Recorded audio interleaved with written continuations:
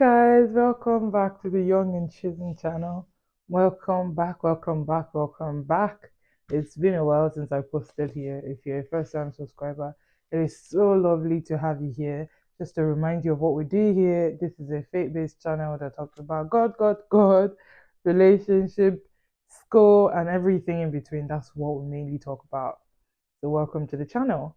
If you're a returning subscriber, my G, how far? There's somebody greeting our well, manager, somebody greeting our well. So, it is so lovely to have you here as well. Today, we'll be talking about a very, very interesting topic. The topic's sweet. I tell you, very sweet topic.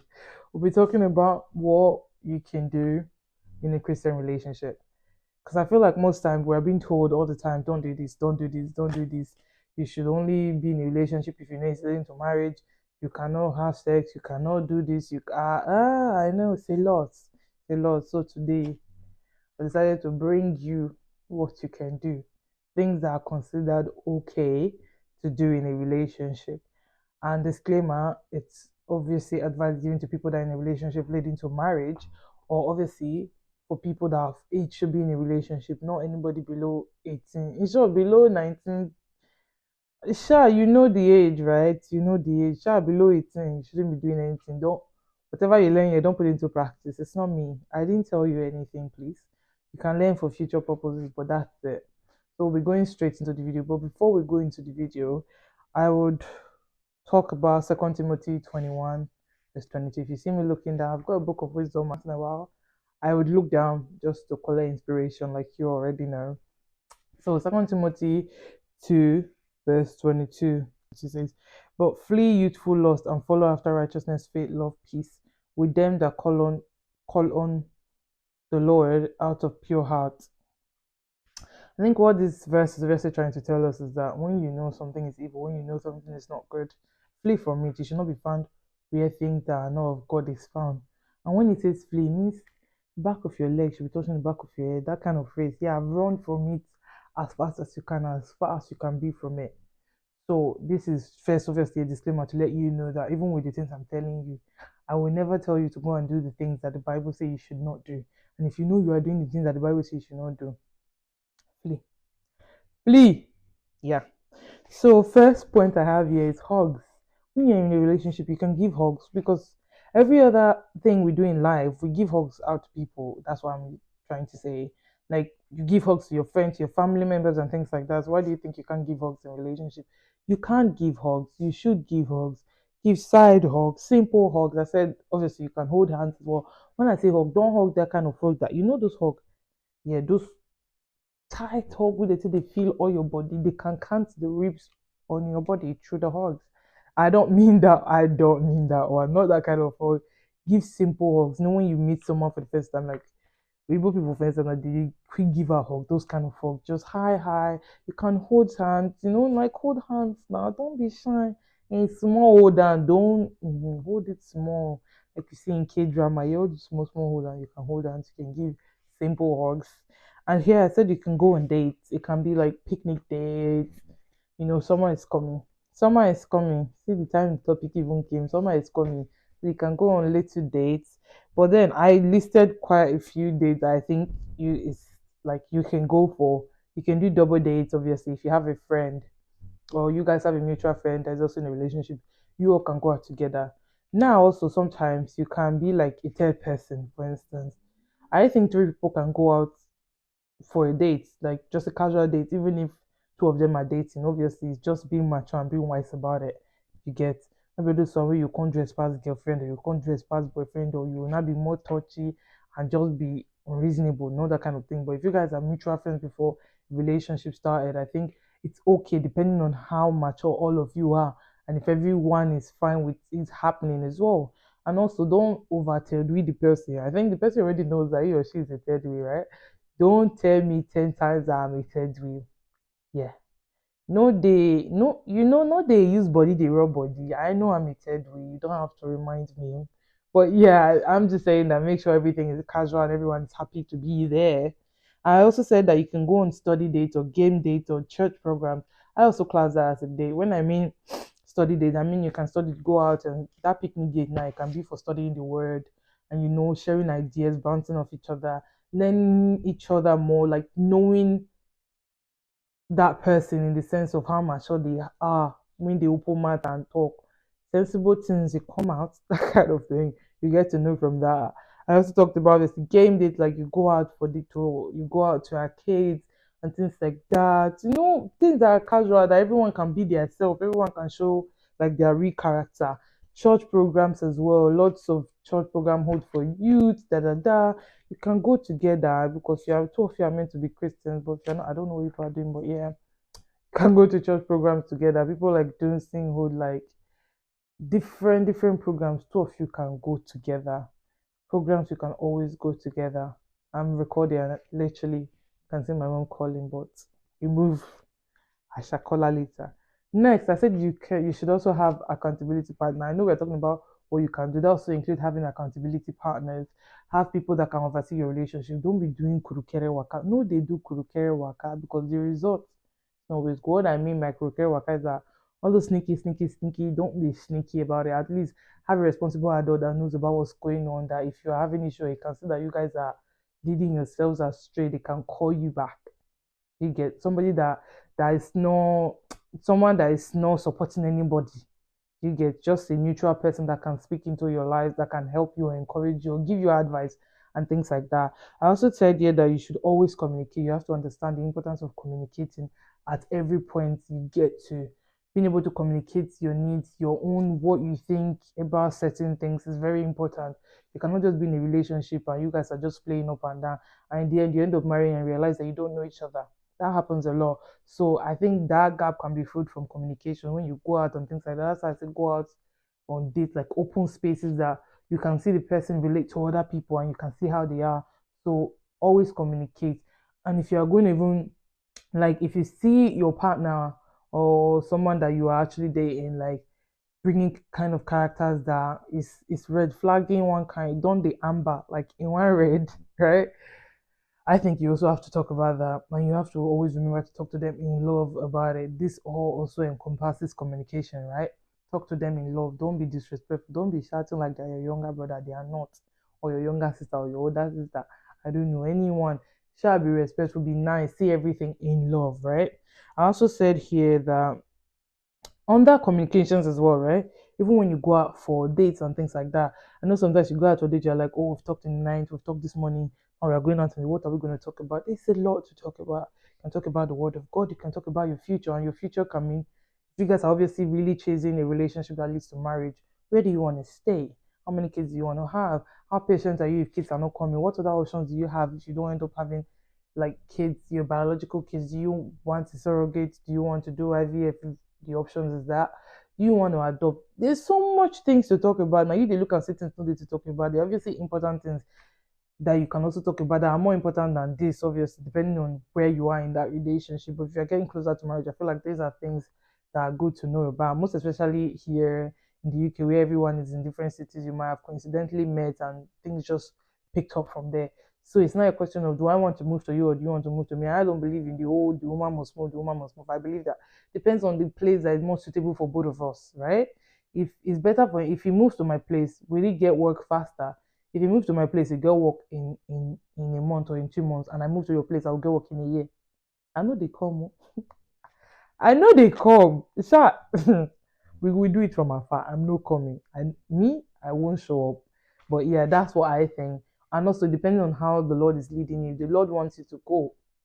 I wasn't there. I didn't say you should not go if they, yeah, you have to understand that sometimes there are some things that override our wants, right? So if the Lord wants you to move, or if the Lord wants him to move. That's why at some point, make sure you are including the Holy Spirit in everything you're doing. That should have even been my number one point. Make sure in this relationship there is God approved, Holy Spirit led. Those are the two most important things in in the relationship at least. Then you also know when you demezable, somebody in there will sit there, you say calm down, right? So that's also very important. I said always review your relationship. I believe that when relationship is dragging on for too long, it's always good to sit down and talk about it and know where we are going. Is this relationship just going to be on and on forever? Are you going to turn me into a Kyoda? Are you going to turn me into Lord of the Rings? What's your plan? Are we getting married? When are we getting married? What's your plan? So It's very important to review your relationship after a while to get to know where you both of you are and what you're planning, so that you guys are not just dragging on and losing interest. Because I think when things drag on for a while, we begin to lose interest. So it's very important to always come back to sit down and talk about it to be sure that we are still on the same page, because sometimes people date themselves. It happens. It happens. You would think you're in a relationship, but it's only you that is there. Not only you waka come. Not only you they there. So it's very important that you always review your relationship, right? Talk about it once after 3 months, after 6 months, after a year. You should be reviewing it a lot just to make sure that you're not the only one there. It's not like you will not be seeing wedding invitation. You will say you people were dating. You don't know how he left you for another person. BBC uncle don't break up with you since you think you are dating, but you people are not together. So try to review the relationship so that you know where you are at every point in time and what the next plan is. I said manage your expectations as well, because I feel like sometimes people enter a relationship and use the man and turn their father. That's not, don't do it. Don't use the girl to turn your mother. She's not your mother. All those girls that go to man house and wash clothes, wash plate, cook. No comments. I'm just saying that don't turn each other to each other's parents or house help or ATM. Manage your expectations. I'm dating you doesn't mean that I have to be paying your school fees. I can support you. I'm not saying that people don't pay for each other's school fees. That's not what I'm trying to say. I'm just saying that that should not be your story. You know, people that enter a relationship with the plan of, I will chop his money, I will chop him. Our money go see shege for my hand. Not that kind of thing. I just mean manage your expectation in the sense that even if we are spending on each other and we are buying gift for each other, it should be very reasonable. We should be almost at the same level, right? We should treat each other nice. Not that one person is just feeding off another like a leash. It's not good. Don't be a leech in your relationship. Don't be a parasite. Do not be a parasite. Make sure the relationship is mutual. So manage your expectations. Don't just sit down there and be expecting we'll buy you car, we'll buy you this, we'll buy you that. Except you're following sugar daddy. I didn't say anything. I'm just saying that yeah, manage expectation a lot. I also said that it's not always going to be rosy. There are times where there's going to be disagreements. So conflict resolution is very important. That's why I said communicate at every point in time. That even when you are like clashing, you're always able to go back to a neutral ground where you're able to say, okay, I did this wrong. You should have done this better. I'm sorry, and we hug it out and we forget about it.